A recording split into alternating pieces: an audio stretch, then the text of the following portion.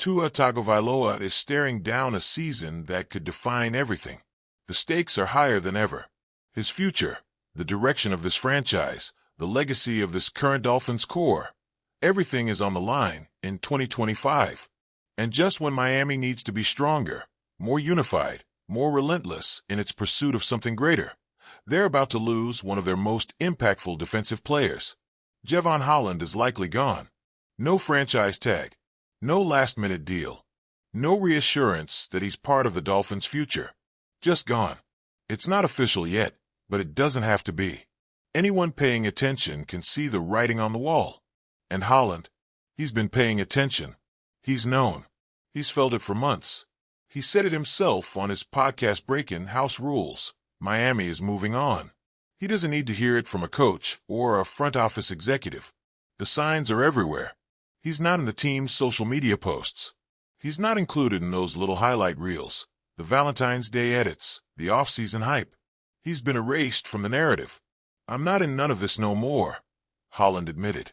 I'm like, okay, they've kind of moved on. That's a gut punch. Not just because of what it means for Holland personally, but because of what it says about this franchise and its decision-making. This is a 24-year-old safety entering his prime. A second-round pick who quickly proved he was one of the smartest, most instinctive, most reliable players on this defense. A guy who's always around the ball, always making plays, always giving Miami a chance to get off the field on third down. And now, he's watching his team slowly phase him out, waiting for the inevitable, knowing that the place he's called home for the last 4 seasons is ready to move on without him. I get it, Holland said. I understand the decision to do that, because I would do the same if I was in the same position. But from my perspective, I'm just watching it like, okay, this is the effect of being a free agent. Your team, or what was your team, starts to phase you out in a way. It's harsh. It's business. But does that make it the right move? Holland isn't some replaceable role player. He's not a backup or a rotational piece. He's been a foundational part of this defense since the day he arrived. And yet here we are. The Dolphins had a chance to extend him before the 2024 season. They could have locked him in long before he ever reached free agency. Instead, they hesitated. They let the situation drag out. They watched as the price for elite safeties kept going up. And now, they're on the verge of losing him for nothing. This is the kind of mistake that lingers. The kind of move that doesn't seem like a big deal in the moment, but looks like a disaster a year or 2 later. Because losing Holland isn't just about losing a good player. It's about weakening a defense that already had cracks. It's about removing a leader, a difference maker, a player who can change a game with one big play. And what does this mean for Tua? Because make no mistake, this decision impacts him too. The Dolphins still haven't given Tagovailoa a long-term contract. They picked up his 5th-year option, but that's not the same as a true commitment. They're still watching, still evaluating, still deciding if he's really the guy to lead this franchise for the next decade. That means 2025 is a make-or-break year for him. Every mistake will be magnified. Every loss will carry extra weight. Every flaw in the roster will be scrutinized.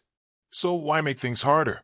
If Miami is serious about contending, serious about making a deep playoff run, serious about giving Tua the best chance to succeed, then losing one of their best defensive players doesn't make any sense.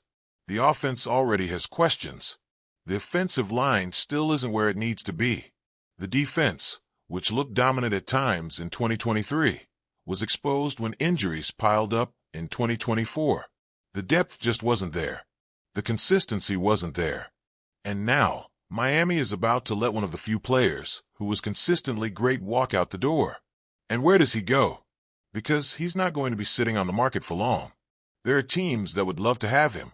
Teams that understand his value. 2 teams immediately stand out, Minnesota and Jacksonville.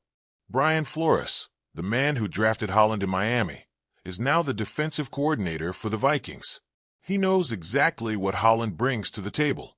He knows his intelligence, his versatility, his ability to change the momentum of a game. If Minnesota wants to upgrade its secondary, this makes perfect sense. Then there's Jacksonville. Their defensive coordinator, Anthony Campanile, coached Holland in Miami. He's familiar with his skill set, his mentality, the way he approaches the game. Jacksonville has a young, talented roster and could be looking for a difference maker on the back end. Holland has options. He'll have teams lining up for his services. He'll be valued. Will Miami even realize what they're losing? And this isn't just about Holland, because the Dolphins could be losing both of their starting safeties. Jordan Poyer, the veteran they brought in for experience and leadership, is also hitting free agency, which means Miami isn't just dealing with a hole at safety. They're dealing with a gaping void.